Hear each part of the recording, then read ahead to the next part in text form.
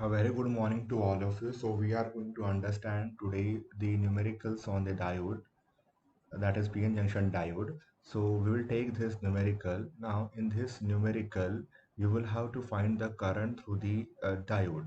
So we can say that in this problem, the diode is treated as the load. So you can simply find the current through the Thevenin's theorem. But first you will have to check whether the diode is in the on state or the off state.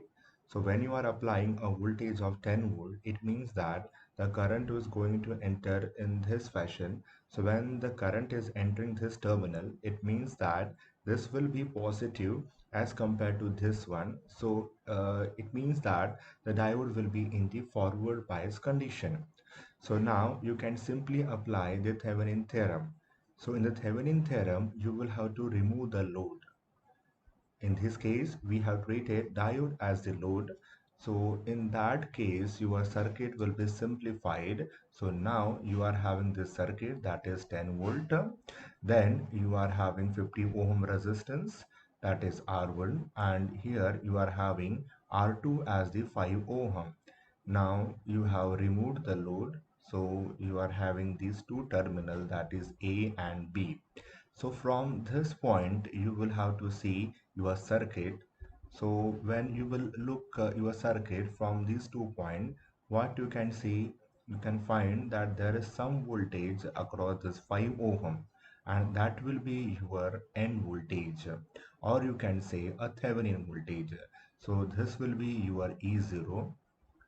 It means that the entire circuit can be replaced by a single voltage source and a single resistance.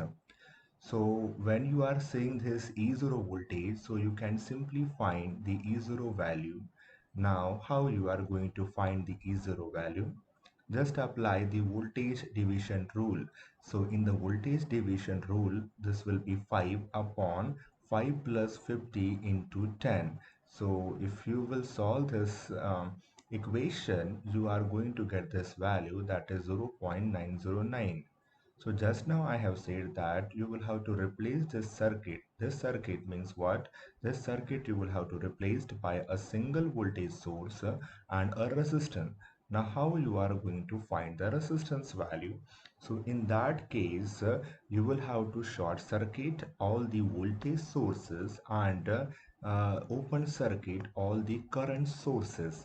So in that case, you will have to short circuit this voltage source. Now this voltage source is an independent voltage source.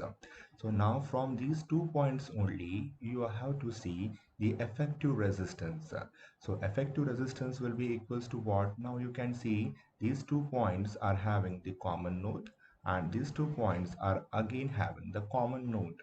It means that the 50 ohm is in parallel with the 5 ohm. So these two resistances are in parallel. So 1 upon R0 will be equals to 1 upon 50 plus 1 by 5.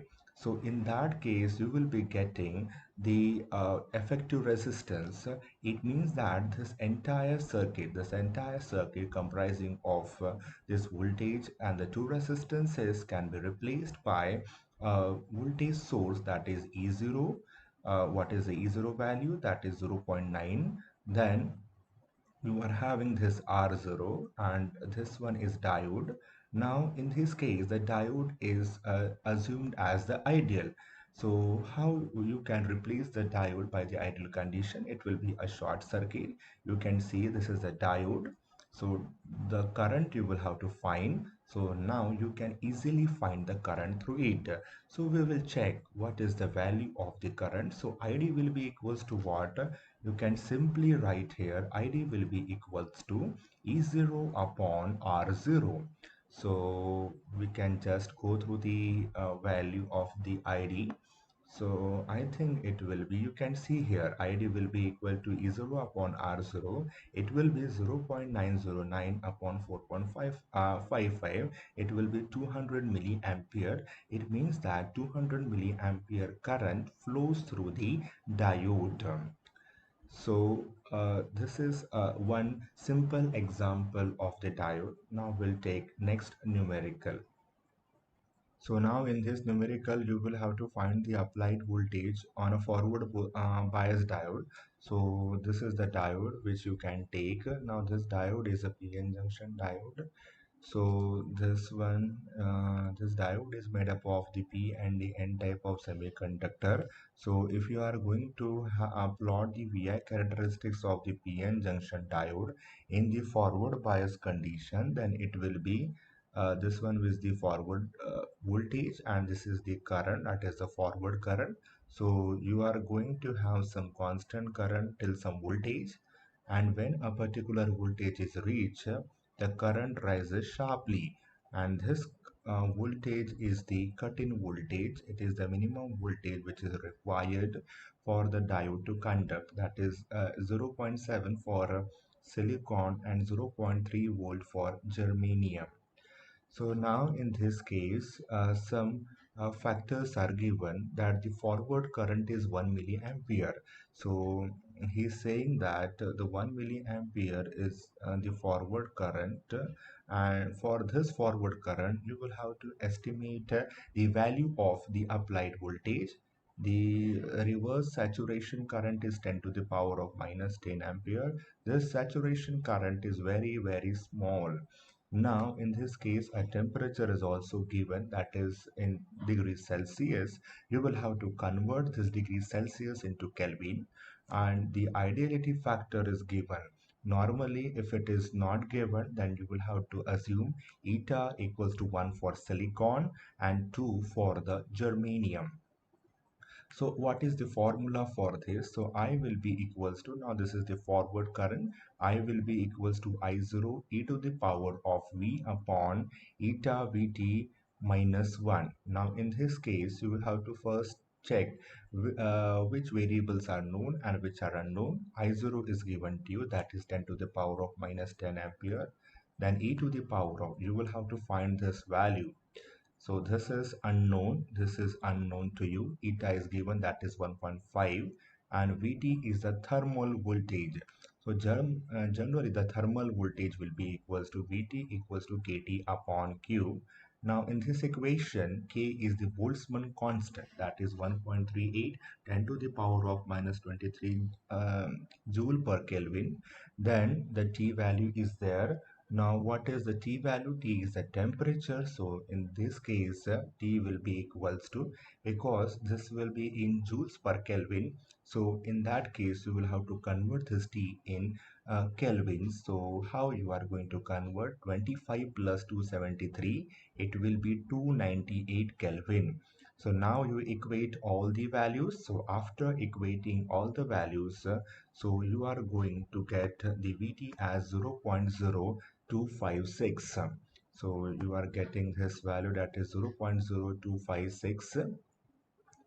Okay, so after getting this value, you can see here, now this everything is known to you, but only thing that is V. But here V is in the exponential. So if you want to freeze this voltage, then in that case, what you will have to do, we'll do some mathematics here, and so we'll be doing mathematics. Okay, just wait for a while. So if will be equals to I0 e to the power of V upon eta Vt minus 1. So in that case, if you transfer I0 here, so If upon I0 e to the power of V eta Vt minus 1. Now you transfer this minus 1 here. So what you are going to get, If upon I0 plus 1 e to the power of V upon eta Vt. Now here again, so if you want to free this term, then you will have to take logarithmic on the both side. So logarithmic if upon I0 plus 1. So that will be V upon eta into Vt. So now you can easily find eta Vt logarithmic of if upon I0 plus 1. So now you check whether the variables are given to you or not. Eta will be ideality factor, that is 1.5. VT you have calculated, IF is known to you. What is the value of IF? That is 1 milliampere. Then I0 is known to you. So you can simply find the voltage value, and it is coming as 0.618. So you can see that normally around this voltage only you will get the sharp increase in the current value. So this is the second question.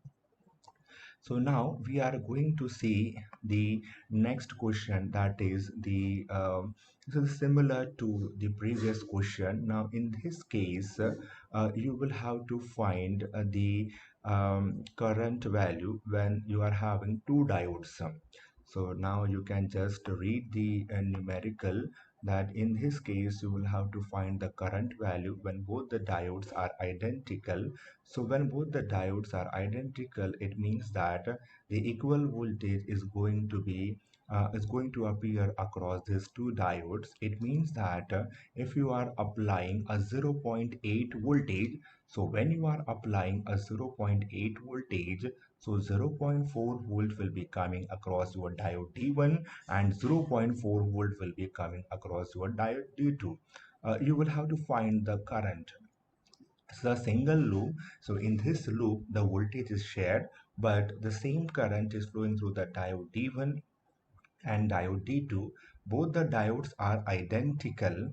So VD will be equals to what? 0.4 voltage. So at this zero point 0.4 voltage, you will have to estimate the value of the current. So again, we will go through for this formula. That will be I will be equals to I0 e to the power of V upon eta Vt minus 1. So now in this case, what will be V? So V will be equals to 0.4 volt. Now eta is not given. So in that case, you will have to assume the diode as silicon. You are having two diodes. You assume both these diodes as silicon. So eta will be equals to 1.